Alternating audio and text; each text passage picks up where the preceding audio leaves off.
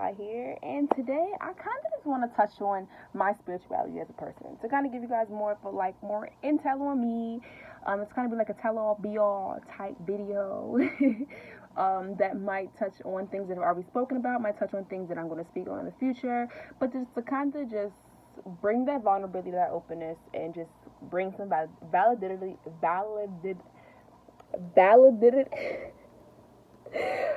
make what I'm saying more valid, because I just can't say the word validity. Skirt. I'm over it.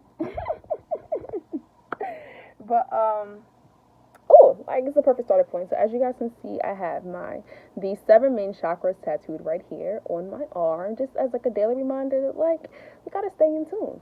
And the best way to kind of describe our chakras and what they are our 7 main energy portals through our body, and that's how energy flows through us. Certain body parts are attached to these chakras. So first we have the root chakra, which is basically down on the base of our spine. It's our grounding chakra, it's our stability, our security.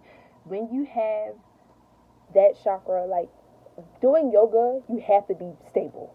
You have to be secure. You have to find that stability. If you don't find that stability, no pose is going to work. You have to keep yourself grounded. So that root chakra is about grounding yourself. It's about the survival instincts. It's about just basically the basis of you.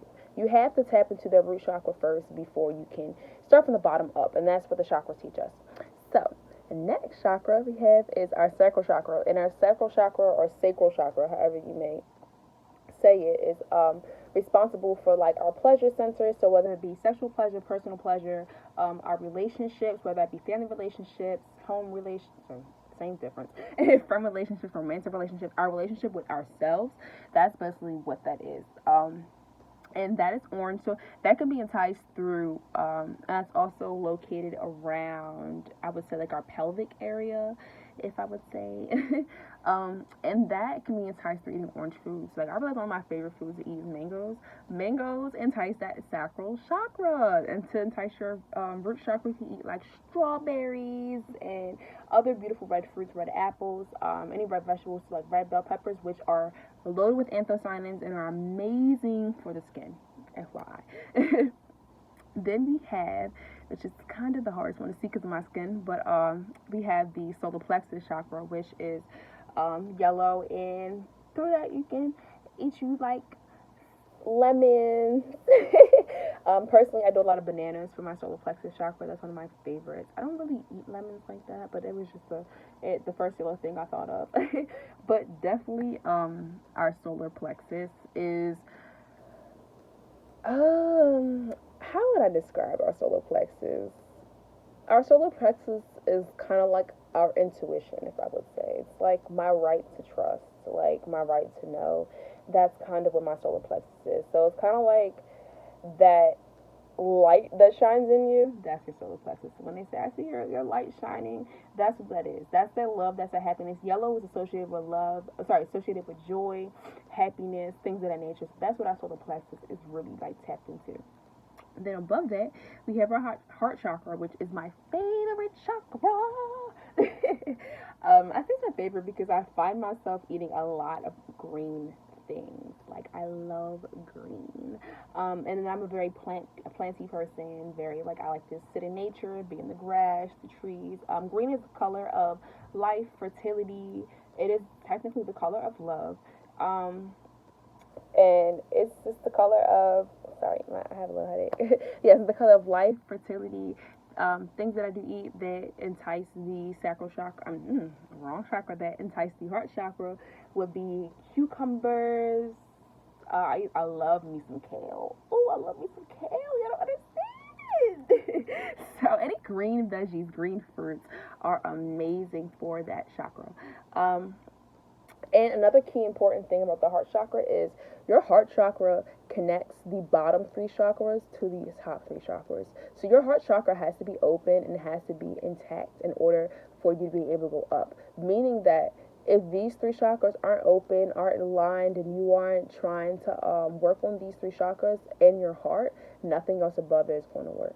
And we're going to move into that with the third eye, because a lot of people do experience issues with opening the third eye, and there are some controversies around that. But before we get to that, we have the throat chakra. Our throat chakra is located right here. La, la, la, la, la, la.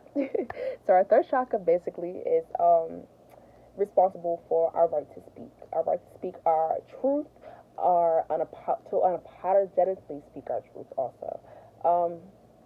I say all the time that your throat chakra can be enticed by the color blue. If you do have difficulties with talking and things of that nature, it may just be your throat chakra is blocked and that you need to open that chakra up. And once you open it up, communication becomes easier. Speaking your truth becomes easier. Speaking your love becomes easier. Speaking your pleasures down here becomes easier. You see? Oh, I did not mean to do that on camera. Oh my god, y'all. Well, I started being vulnerable, so fuck it. But yes, definitely. So they kind of just threw me off. It's okay, y'all. So your throat chakra is responsible for all that. Things that do entice your throat chakra would be things like blueberries, wearing the color blue. Blue fruits and vegetables kind of do get me because there aren't as many, and those are the ones where I do kind of get a little iffy on, because like blackberries are good for the third eye chakra and also the crown chakra, but they are still technically blue also, and blueberries are technically purple, so they're also good for the third eye and the crown chakra too. So kind of the fruits and vegetables that I named for like these top three chakras kind of all work in one. They will like be multifaceted in a way, okay? So then our next chakra, we move into our third eye, and our third eye is basically our when people describe like my third eye's open, people go, I'm woke. That's what they mean. So once you open your third eye, there is no going back. I do definitely recommend to work on the bottom chakras first, especially the first three in your heart chakra before you go to your third eye chakra, because you can, if you open it too much, it's no bueno. And I'm just going to say that it's no bueno. Definitely balance it. Because if you open your third eye too much, I have done it before, that feeds into a lot of like paranoia, fears. You can get very depressed because it's the truth. The third eye is the truth. It's you seeing everything that's going on around us. Technically we're blind, so we can only see 1% of the things going on around us. We only see 1% of colors. We don't see all the frequencies of vibrations going around us. Most of us cannot see all the colors going on around us, the different spectrums of things, and most of us definitely cannot see the different spirits and things moving around us and how they are operating. So with that being said, the third eye does give way to seeing that. A lot of times I can see vibrations, meaning that like you ever see like a movie and like they have like a psychedelic scene and like you feel like the lines like follow the hand, like I can see those a lot of the times. I've had very psychic dreams since I was a kid. That's why I call myself IndigoShy, because the third eye is indigo colored, which you see on my elephant tattoo is more closer to the indigo color, and elephants are the symbol for indigo children. But that's what that basically is. Indigo is the color of basically knowing the truth, like knowing the true truth of the universe. But that's why I do call myself IndigoShy, and I do speak into that because I've been what I would call psychic. But I don't like you like putting air quotes in that because it's kind of like I'm not taking it seriously. But I've been psychic since I was a kid.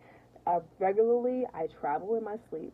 What people call deja vu, I've had it since I was a kid, and I didn't really know what exactly it was until I got older, realizing that I travel. And that'll be another video. I actually do want to touch on that with you guys, like my basis of spirituality and kind of like who I am, like why I'm so spiritual, and like all like the weird knacks about me, I guess, just to see if like other people have the same things.